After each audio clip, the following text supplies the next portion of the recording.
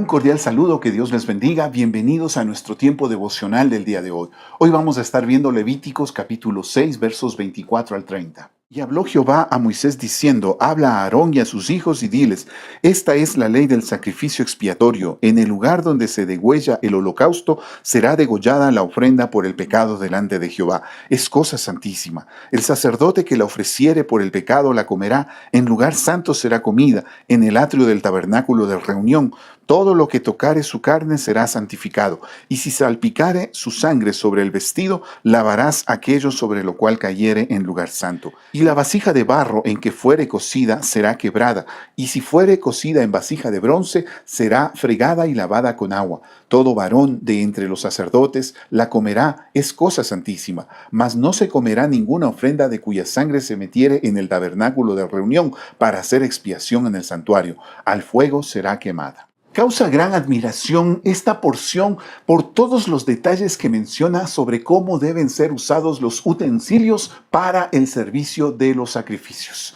Vemos nosotros que la persona que ofrecía el sacrificio, el sacerdote, si manchaba sus vestiduras con la sangre de los sacrificios, lo cual era muy lógico que pasara, pues esa ropa no podía tomarla y llevarla a la casa para lavarla y luego traerla al siguiente día. Tenía que ser lavada en el mismo tabernáculo, en el lugar del atrio tenía que ser lavada esa ropa. De igual manera vemos que si se usaba una vasija para poder cocer los alimentos que se presentarían delante del altar, pues esa vasija, si era de barro, tenía que ser rota y destruida completamente en el lugar. Y si era de bronce, tenía que ser lavada a profundidad para que no quedase ningún vestigio de lo que fue la ofrenda ofrecida delante de Dios. En el caso de la vasija de barro, la razón era lógica. Debido a que era de barro, pues la porosidad del material hacía que al hervirse la sangre o al hervirse la carne que estaba siendo puesta ahí, pues se adhiriese a las paredes de esta vasija y por más que se le lavase, no todo salía. Así que para evitar que terminase contaminando a otras personas al usarla en otros medios, pues lo que se buscaba era más bien romperla. En el caso de la vasija de bronce era más fácil el lavado, pues se despegaba con mayor facilidad y se debía lavar otra vez en el mismo santuario. Incluso si ustedes recuerdan, en unos versos más atrás se hablaba sobre el caso en el que el sacerdote debía sacar las cenizas del altar. Decía el texto que debía ponerse la ropa de sacerdote para tomar las cenizas y bajarla del altar. Y una vez que estuviese en el suelo, tenía que cambiarse la ropa, ponerse ropa ordinaria y salir del campamento para poder botar toda esa ceniza. Todo esto no nos explica por qué razón se hacía, pero en el libro de Ezequiel, en el capítulo 44, verso 19, se nos da la razón.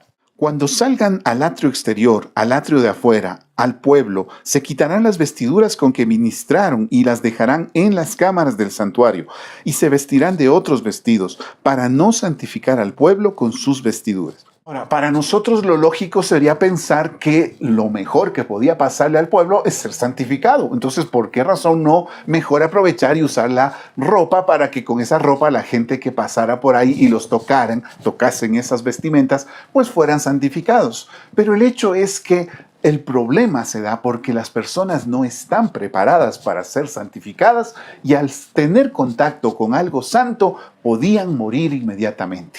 Más o menos lo que pasó con Usa cuando tocó el arca del pacto sin haber estado preparado para ello. Ese fue el motivo por el cual él murió fulminado.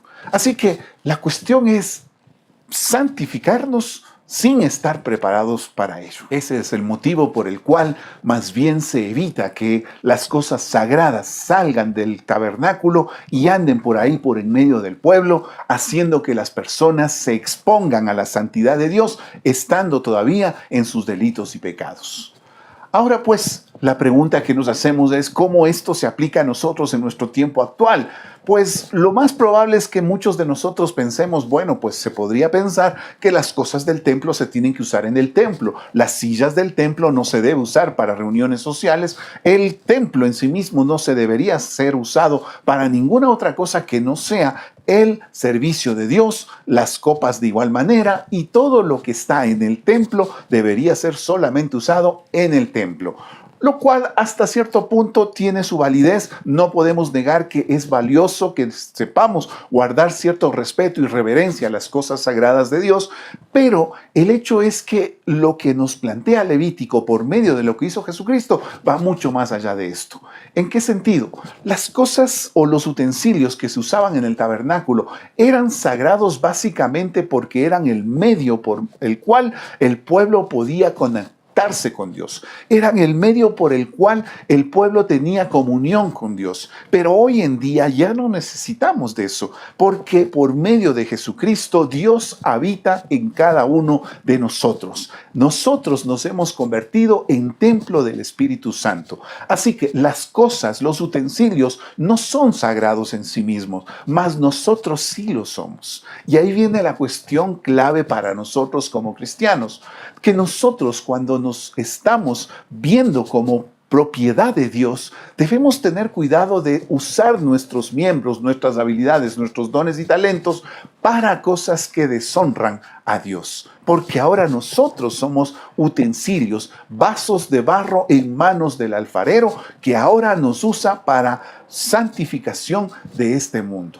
Ahora pues, ¿qué es lo que significa eso en términos más concretos? Que de la lengua que yo tengo no puede salir agua dulce y agua amarga, como dice Santiago. No puedo estar viviendo en pecado y a la vez tratar de vivir en santidad. No puedo yo tener convenio con Belial, como decía el apóstol Pablo, tener convenio o comunión con la injusticia, con las cosas que en este mundo llevan al pecado y a la idolatría. No puedo yo estar sirviendo a dos señores, como decía Jesucristo, porque aborreceré al uno y amaré al otro, o viceversa. Así pues, yo tengo que darme cuenta de que mi propio ser ahora es ese utensilio consagrado a Dios, que no lo puedo estar usando para una cosa y otra cosa. Tengo que saber vivir en santidad y despojarme de todo aquello que no es para honra de Dios. Debo ser ese vaso consagrado para el servicio de Dios. ¿Significa esto que no puedo trabajar? Sí puedo trabajar. ¿Significa esto que tengo que estar solamente metido en el templo? No, puedo estar con personas que no conocen de Dios, que actúan de mala manera, que viven en injusticia, pero no debo actuar como ellos, no debo vivir como ellos y no debo practicar lo que ellos practican, que sé que deshonra a Dios. Yo soy ahora ese tabernáculo que habita en medio de un pueblo que no conoce de Dios, pero que debe mantener puertas adentro la pureza, la santidad que Dios anhela que tengamos. Vivamos pues en esa santidad que Dios anhela. Que Dios te bendiga.